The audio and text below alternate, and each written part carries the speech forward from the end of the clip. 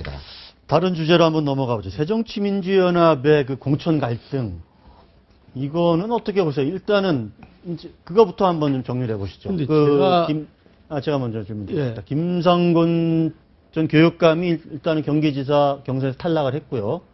그리고 광주가 또 시끄럽지 않습니까? 윤장현 후보로 전략 공천을 했는데 지금 이영섭 의원 탈당하고 지금 강태현 시장하고 단일화를 해서 뭘 하겠다 좀 이런 상황이고 지금 전북이 이제 조금 있으면 이제 결과가 나올 건데 여기에서는 이제 강봉균 전 의원이 이제 안철수 의원 대표 측에 뭐 지지를 받는 것으로 이렇게 좀 분류는 돼 있습니다만 어떻게 결과가 나올지 좀 봐야 되고 어쨌든 지금 이런 상황에서 어제 의총에서 그렇게 또 뭐 안철수 김만길 대표 물러나라 이런 소리까지 막 나오고 이렇게 됐는데 어떻게 보세요? 우리 김 대표께서 이런 제가 볼 때는 이 김한길 대표와 그 안철수 대표의 예. 어떤 지도력의 한계다.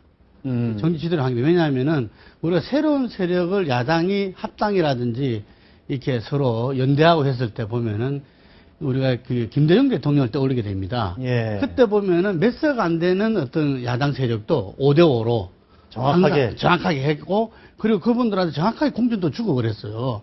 예를 들면은 그만큼 힘이 있었던 거죠. 그리고 그쪽에도 어느 정도 사람이 있었어요. 예. 그런데 지금 보면은 저는 어떤 측면에서는 이번에 서둘러 통합을 하게 된 게 몇 가지 요인이 있지만 그 중에서 하나가 안철수 쪽 새정치 이전에 새정치연합이 사람들을 모아보니까 정말로 이렇게 국민들한테 내놓을 사람들이 별로 없더라.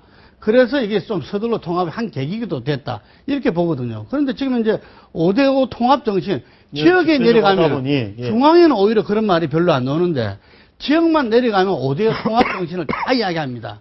예. 그러면 그걸 아주 비계적으로 구청장을 가져갔으니까 그러면은 도의원이나 강력의원은 1명, 2명은 우리가 예를 들면 밑에 기초의원은 또 이런 식으로 하면서 그러다 되자면 경선 방식에서 그걸 보장해 줘야 되거든요.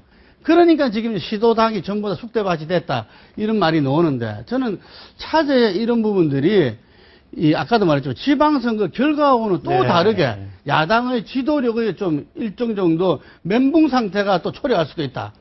승리는 이겠지만 지도부는 멘붕 상태에 도달할 수 있다 이래 봅니다. 근데 정청래 의원의 경우는 예를 들면 김대중은 자기 팔을 잘라 당을 살렸고 안철수는 남의 팔다리를 잘라 당을 죽이고 있다. 이런 표현까지 좀 하고. 이게요, 이 선악의 싸움이 아니에요, 제가 볼 때. 이게 지금 민주당 내는 죄송한 표현이지만 다 똑같은 사람들끼리 티격태격 한다고 밖에 안 보입니다. 저는 사실 지도력의 문제라고 표현할 수도 있겠습니다만 사실 이 문제의 일단 발단이라는 것이, 전략 공천의 개념조차도 아마 제대로 잡히지 못한 사람들이 지금 공천하는 거 아닌가.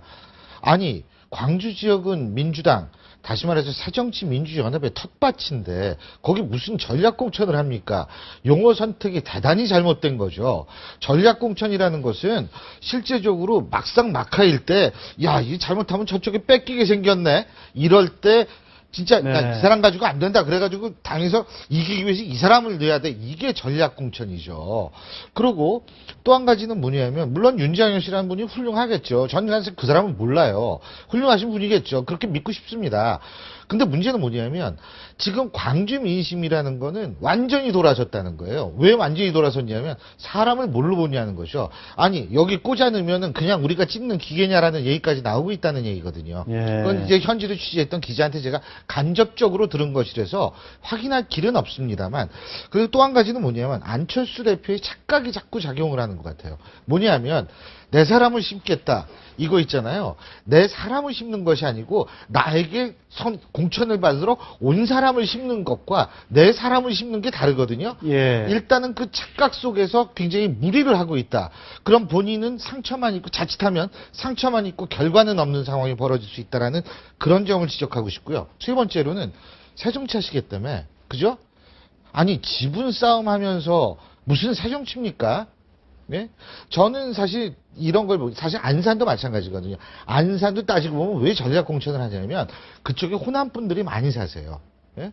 그러니까 사실은 제가 볼 때 더군다나 예. 이 안산은 어루만져줘야 될 지역인데 이 와중에 거기도 전략 공천을 이름 하에 나온다는 거는 글쎄요. 한 가지만 예, 이야기할게요. 예, 예. 광주 민심을 전해 들었지만 저는 직접 들었습니다. 예. 직접 들었는데 왜 좋아요, 윤장현 씨. 왜 그런 아주 훌륭하신 분을 제가 만나도 뵙고요. 근데 왜 전략공천을 했냐? 네. 전략공천이 금방 이야기한 대로 어려운 가운데서 이길 수 있는 사람, 맞설 수 있는 사람 하는 것도 전략공천이지만 지금 광주 호남이라는 것은 정말 개혁과 변화가 요구되는 거거든요.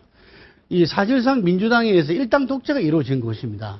그렇기 때문에 전혀 다른 기존 인물로. 지도력에 대해서 네. 변화, 네. 또 바꾸는 것이 개혁 그 자체일 수가 있다는 이야기인 거죠. 실제로 민심에는 그런 부분도 많습니다. 이번 계기로 해서 현 시장과 또 시장이 될 만한 분들은 그래도 기존의 기득권을 이렇게 유지했던 분들이다. 그래서 전혀 새로운 사람으로서 어떤 호남의 강주의 어떤 것을 갖다 한번 변화시켜보자.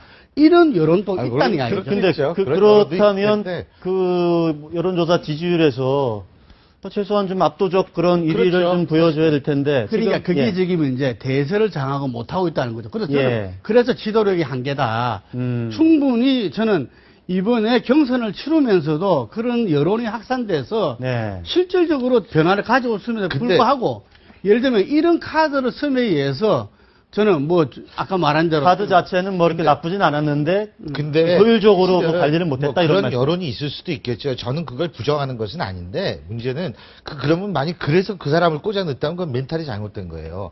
뭐냐면 그런 요구를 수렴해서 밑에서 그것을 올라오게끔 만들어야 되는 거거든. 네. 올라오게끔 해야 그걸 받아들이는 입장이지 위에서 내리 꽂으면 계몽주의에 입각해가지고 아직도 계몽하면 쫓아올 거라고 생각하는 그래서 그런 멘탈이라는 거죠. 제가 그걸 가지고 무슨 야당 지도력의 한계를 보였다 이런 생각. 예.